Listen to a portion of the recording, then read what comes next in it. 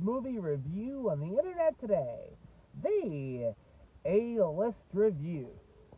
I am your host, the Game Changer, Wes Truth.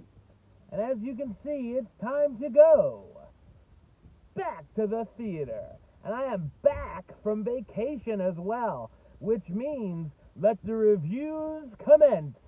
And ladies and gentlemen, this is a film that came out, a couple weeks ago, and I saw it a couple weeks ago, but I just didn't have the time to put a review up.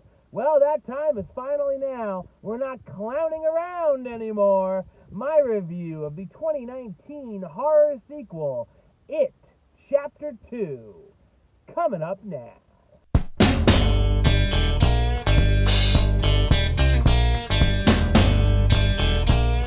27 years after the Losers Club thought they had defeated Pennywise, to all of their surprises, the members receive a phone call from their old friend Mike, who stayed behind in Derry, Maine, in case Pennywise would return. While the rest of the club can barely remember anything about the time and have moved away and grown up, they return to Derry and soon begin to remember the things that haunted them as kids. Will the group be able to defeat Pennywise once and for all? So what did I think of It Chapter 2? I thought it's a well-made and enjoyable horror sequel. I loved the first film, and it was one of my favorite films of that year. While I didn't quite love this sequel as much, I definitely did like it.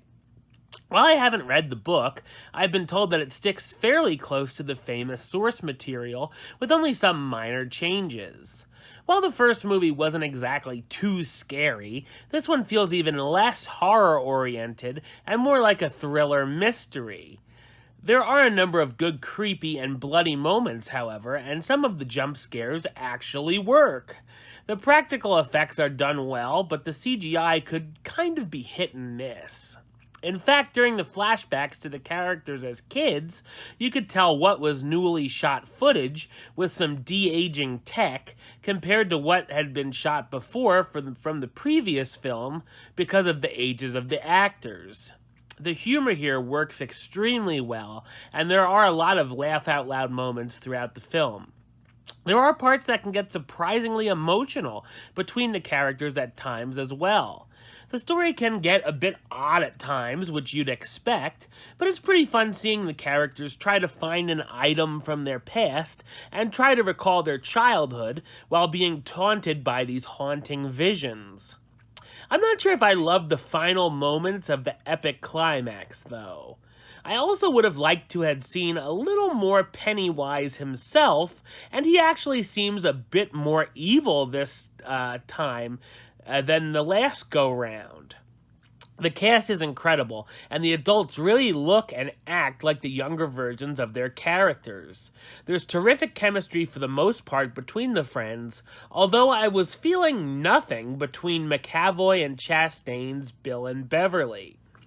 The cast stars Jessica Chastain as Beverly Marsh, the successful fashion designer in an abusive marriage, James McAvoy as Bill Denborough, the mystery novelist who lives in Los Angeles that's married to a successful actress, Bill Hader, who steals the show as Richie Tozer, a successful stand-up comic, Isaiah Mustafa as Mike Hanlon, the only member of the Losers Club who stayed in Derry, and the town librarian, Jay Ryan as Ben Hanscom, the successful architect who's no longer overweight, James Ransone as Eddie, the risk assessor who lives in New York, and Bill Skarsgård as Pennywise the Dancing Clown, the ancient monster who awakens every 27 years to feed on the fear of children.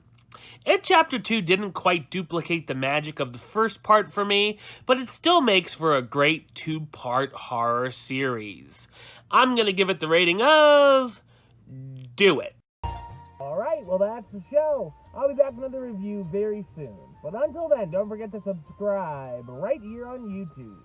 YouTube.com/Westside515. Like the show on Facebook, Facebook.com/WestTruthAlist. And of course, you can follow me on the Twitter and the Instagram @WestAlist. Until next time, truth